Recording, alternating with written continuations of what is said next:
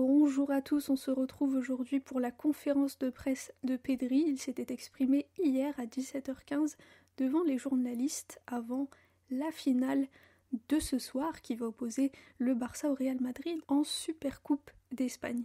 On commence tout de suite avec la première question qui lui a été posée. On lui dit comment le vestiaire se porte. Il y a la possibilité de gagner après une année sans titre l'an dernier. Comment vous allez tous et est-ce qu'il y a une motivation extra du fait que ce soit contre le Real? Pedri répond bien, le vestiaire est motivé, a envie de jouer cette finale. Quand il y a un titre en jeu et quand on joue contre le Real, je pense que c'est quelque chose qui motive tous les joueurs qui aiment le football depuis tout petit.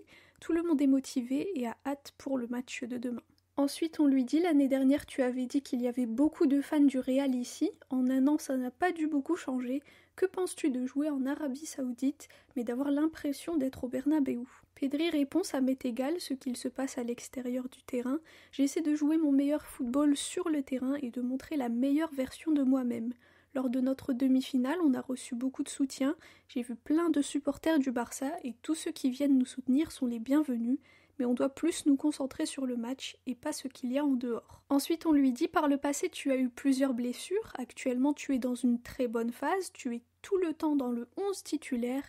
Tu penses que c'est la meilleure phase de ta carrière jusqu'à maintenant? Pedri répond, c'est vrai que je n'étais pas très régulier et à chaque fois que je fais une interview ou une conférence de presse, on me pose la question des blessures, comme si on attendait qu'il se passe quelque chose. Je pense que c'est le fruit du travail que j'ai fait pour me sentir le mieux possible. C'était comme une transition dans ma vie et maintenant je suis content d'avoir de la continuité, de profiter du football sur le terrain parce que c'est ce que j'aime le plus. Ensuite, on lui dit, il y a beaucoup de gens qui parlent du possible départ de Ronald vers la Juve. Que penses-tu de la forte concurrence au Barça et du fait qu'un cadre qui revient après une blessure a déjà perdu sa place? Pedri répond, la concurrence dans l'équipe, c'est ce qu'il y a de mieux, que ce soit pour ceux qui jouent ou les remplaçants, ça fait monter le niveau de l'effectif et l'exigence aussi. La difficulté après est pour le coach parce qu'il doit choisir qui va jouer ou pas, mais pour nous c'est la meilleure chose. On a 2 joueurs par poste qui peuvent jouer parfaitement bien, et ça c'est super pour le niveau de l'équipe. Ensuite on lui dit, on t'a vu jouer à plusieurs postes, dans lequel est-ce que tu te sens le plus à l'aise? Est-ce dans le double pivot ou alors plus avancé?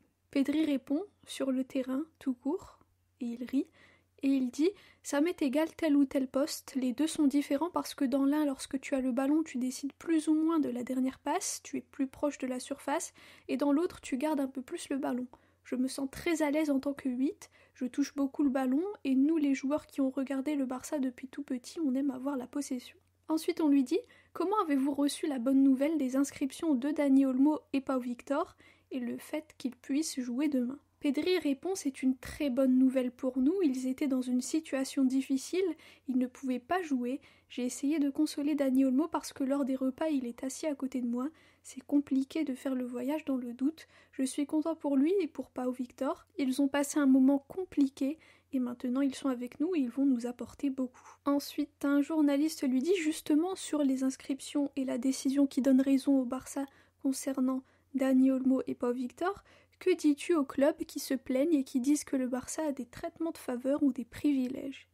Pedri répond, chaque club et chaque personne a son opinion sur tout ce qu'il se passe dans le monde. Moi je suis heureux d'avoir Dani et Pau dans l'équipe parce qu'ils sont importants pour nous. Je ne commente pas les opinions des autres. Ensuite on lui dit, tu es en très bonne forme, tu as une grande influence sur le jeu.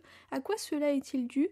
Est-ce que tu as plus de confiance, de motivation ou ce style de jeu te convient le mieux? Pedri répond, c'est pas une question de motivation parce que pour moi jouer au Barça quotidiennement c'est une énorme motivation comme le premier jour. Je me sens bien, on joue avec un style qui me convient, avec un pressing devant, c'est le football que j'aime. Essayer de récupérer le ballon dans le camp adverse et avoir le ballon, mais aussi jouer rapide en une passe, etc. Ensuite on lui dit, ton contrat se termine en 2026, est-ce que tu peux tranquilliser les fans et leur dire que tu vas rester encore longtemps? Pedri répond, oui. Ce que mes agents et le club m'ont dit, c'est que les choses vont dans le bon sens, mais ce n'est pas le bon moment de parler d'une prolongation de contrat à la veille d'une finale. Actuellement, je suis plus concentrée sur le fait de vouloir gagner la finale que la prolongation. Ça viendra plus tard, mais que les fans ne s'inquiètent pas.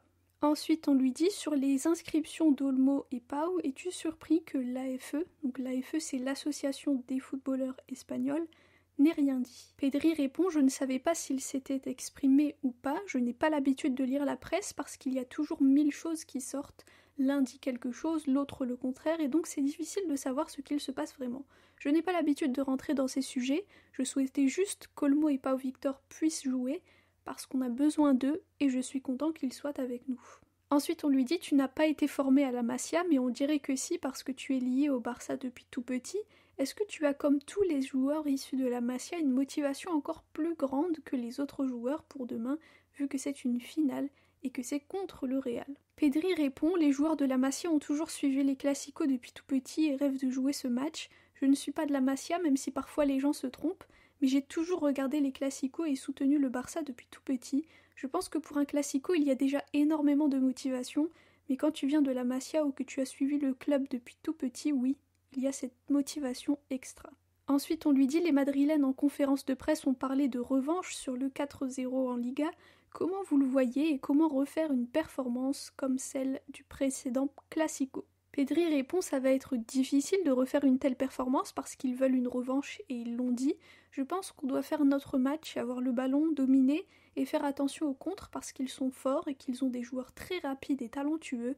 Il faudra contrôler le match, avoir la possession et être vigilant pour les contres. » Ensuite on lui dit « C'est la 5e Supercoupe que tu joues, tu l'as gagnée une fois et tu as marqué en finale. Comment tu t'es senti après ce but ?» Pedri répond « Quand tu marques dans ce genre de match, dans une finale, c'est toujours spécial. Marquer un but avec le Barça dans un Clasico, c'est un moment spécial et j'espère que ça pourra se répéter demain et surtout qu'on prenne la victoire et qu'on gagne cette finale. » Ensuite on lui dit « Il y a des infos qui sont sorties dans la presse disant que plusieurs joueurs espagnols du Barça ont menacé de ne pas aller avec la sélection si Olmo n'était pas autorisé à jouer par la fédération. Est-ce vrai ?» Pedri répond « Ils ont dit qu'on avait menacé de ne pas aller avec la sélection si Olmo n'était pas autorisé à jouer. La vérité c'est que j'étais surpris quand on m'a dit ça parce que c'est un mensonge. Évidemment qu'on ne dira pas non à la sélection. Personnellement j'adore jouer avec l'Espagne. C'est un mensonge. J'espère que personne n'y a cru. » Ensuite, on lui dit comment les problèmes financiers du club et les problèmes d'inscription affectent les joueurs. Pedri répond « En tant que joueur, on doit toujours se sentir à l'écart de ce qu'il se passe à l'extérieur. On doit nous concentrer sur notre travail, ce pourquoi on est payé, et profiter du football. Essayer de gagner pour aider le club parce que quand tu gagnes un titre, tu aides le club grâce à l'argent généré. Demain, c'est une opportunité d'aider le club encore plus pour que tout revienne à la normalité. » Ensuite, on lui dit « Tes performances sont louées partout, mais certains ne regardent que les statistiques. Penses-tu les améliorer ?» Pedri répond « Les chiffres, les stats, pour les attaquants, c'est beaucoup plus important, mais pour moi, personnellement, je ne regarde pas les stats. Je regarde les victoires de l'équipe et ce qu'on peut faire ensemble collectivement.